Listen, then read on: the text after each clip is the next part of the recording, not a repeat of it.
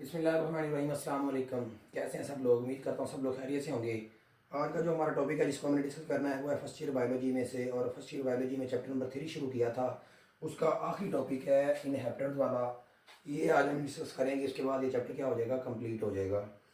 जी, अगर मैं इनहेबिटेंट्स की बात करूँ कि इनहेबिटेंट्स क्या है, ये बेसिकली क्या है बच्चों, ये एक ऐसे केमिकल सब्सटेंस हैं, केमिकल सब्सटेंस हैं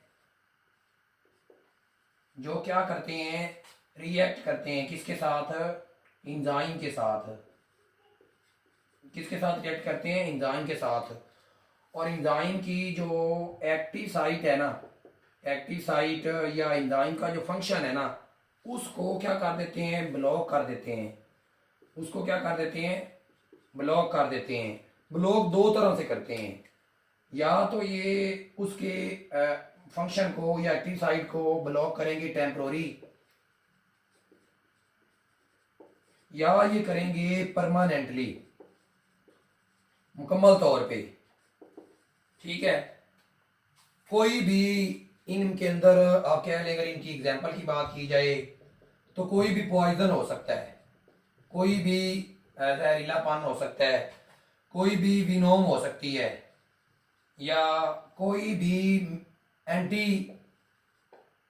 बायोटिक हो सकती है, या आप कह लें एंटी मेटाबोलाइट कोई भी हो सकता है, या इवन के कोई भी टॉक्सिक मटेरियल जो है ना, वो क्या हो सकता है, वो इनहिबिटर के तौर पे हो सकता है। जो एंजाइम की जो शेप है, एंजाइम का जो काम है, उसको क्या करे, असरअंदाज करे, और उसको क्या कर दे, एक्टिव साइट को या उसके काम को क्या कर दे, ब्लॉक कर दे टेम्प्रोरी तौर पे, आधी तौर पे। वो सब्सटेंस क्या होगा, इनहिबिटर्स होगा। इसकी क्लासिफिकेशन की जाए तो दो तरह की है। एक होते हैं इरिवर्सिबल, एक होते हैं इरिवर्सिबल इनहिबिटर। इनको डिस्कस करते हैं, दूसरी को बाद में देखते ही बाद में। ये ऐसे केमिकल सब्सटेंस होते हैं, केमिकल सब्सटेंस होते हैं जो क्या करते हैं, ब्लॉक करते हैं। क्या चीज करेंगे, क्या करेंगे, ब्लॉक करेंगे। क्या? एक्टिव साइट, एक्टिव साइट कह लें, या एंजाइम का जो वर्क है उसको क्या करेंगे, ब्लॉक करेंगे परमानेंटली,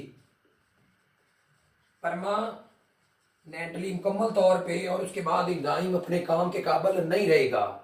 ठीक है, जैसे इंसान के तौर पे हम देखते हैं, किसी बंदे ने अगर जहर पी लिया है तो ऑब्वियसली कुछ टाइम बाद अगर उसकी बॉडी से वो रिमूव नहीं होती या नहीं निकालते तो कुछ टाइम बाद उसकी क्या हो जाती है, डेथ हो जाती है। क्योंकि बॉडी के अंदर भी डिफरेंट तरह के एंजाइम है और वो एक खास रेंज के अंदर वर्क कर रहे होते हैं, जैसे हमने पीछे इसके फैक्टर में देखा था।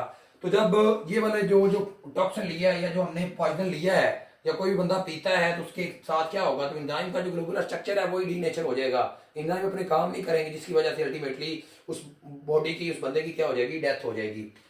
तो ये ऐसे एंजाइम इनहिबिटर्स हैं जो क्या करते हैं, एंजाइम के साथ रिएक्ट करते हैं और ये बनाते हैं, और ये परमानेंटली इरिवर्सिबल एरो, ये एक सिंगल एरो से शो किया हुआ है कि एंजाइम की जो एक्टिव साइट है या जो एंजाइम का फंक्शन है उसको परमानेंटली क्या कर देंगे, ब्लॉक कर देंगे, और एंजाइम का स्ट्रक्चर क्या कर देंगे, तबाह कर देंगे।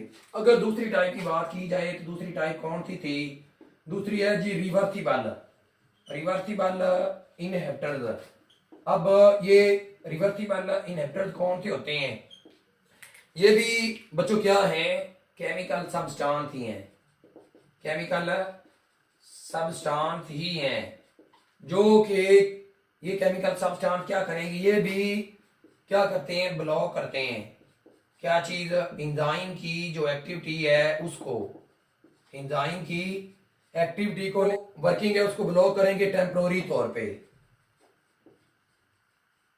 आर्धी तौर पे क्या करेंगे, एंजाइम की जो वर्किंग है उसको क्या कर देंगे, ब्लॉक करेंगे। और उसके बाद अगर सबस्ट्रेट की मिकदार में इजाफा किया जाएगा ना तो ये ओबियसली एंजाइम की जो एक्टिव साइट है या जिधर ये अटैच हुए हुए हैं उसे डिटैच हो जाएंगे। तो ये ऐसे इनहिबिटर्स होंगे जो क्या करेंगे, एंजाइम के साथ वीक बॉन्ड बनाएंगे। क्या बनाएंगे? वीक बॉन्ड बनाएंगे। और ये वाले जो इनहिबिटर्स हैं ये क्या बनाएंगे, ये केमिकल सब्सटेंस ये कोवालेंट बॉन्ड बनाएंगे या कह लें परमानेंट बॉन्ड बनाएंगे, परमानेंट, या कह लें स्ट्रॉन्ग बॉन्ड बनाएंगे, ये वाला जो इनके दरमियान बॉन्ड बनेगा। लेकिन इधर जो बॉन्ड बनेगा वो क्या होगा, जो बॉन्ड की नोयत होगी वो क्या होगी, वीक होगी, आप कह लें लूजली होगी, मतलब उतना स्ट्रॉन्ग नहीं होगा, या कह लें टेम्प्रोरी होगी, जो लूजली अटैच होगा, जिसकी वजह से मसलन ये अगर एक एंजाइम है ना, तो इस एंजाइम के सरफेस के ऊपर ये अगर केमिकल सब्सटेंस या इनहिबिटर आके अटैच हुआ है ना, तो हम क्या करेंगे, अगर सबस्ट्रेट की अमाउंट में इजाफा करेंगे ना, तो ऑब्वियसली ये जो इनहिबिटर है ये इसकी बॉडी से क्या हो जाएगा, रिमूव हो जाएगा। ये दो तरह से हो सकती है इनकी अगर क्लासिफिकेशन की जाए तो, इनकी क्लासिफिकेशन की जाए तो ये क्या कितनी तरह से हो सकती हैं, दो तरह से। अब दो तरह से कौन कौन से हो सकते हैं, बाज़ दफा होते हैं कंपीटिटिव, कंपीटिटिव, और दूसरे होते हैं नॉन कंपीटिटिव। दूसरे कौन से होते हैं, नॉन कंपीटिटिव। अब ऐसे नाम से जाहिर है कंपीटिटिव का मतलब क्या होता है और नॉन कंपीटिटिव का क्या मतलब होता है।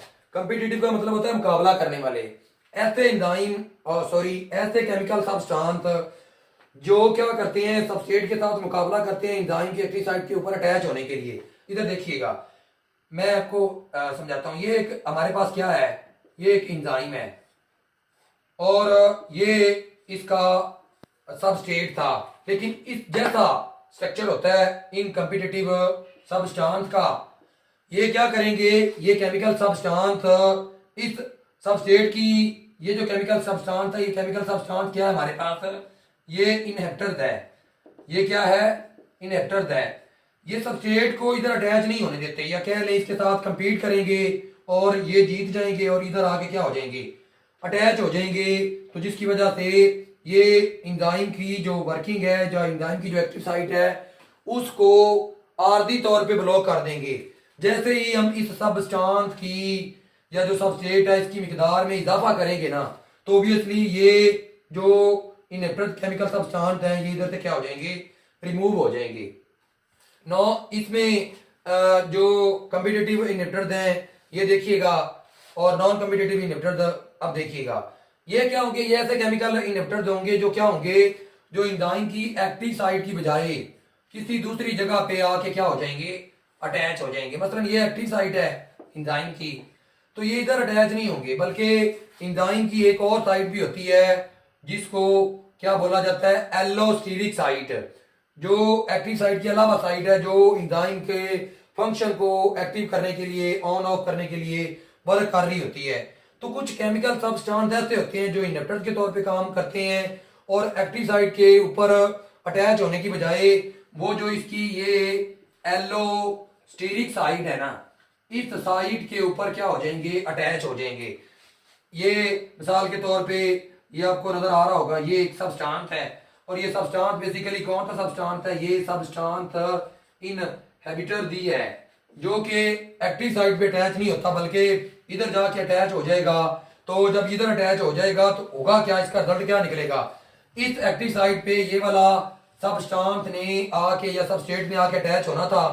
ये कब होना था, जब ये वाली एलोस्टेरिक साइट इसको ऑन करती कि सबस्ट्रेट आके अटैच होता, बाइंड करवाती। लेकिन जब एक्टिव साइट खुद ब्लॉक हो चुकी है तो एक्टिव साइट सब्सटेंस को, इस सबस्ट्रेट को एक्टिव साइट के ऊपर अटैच नहीं करवा पाएगी।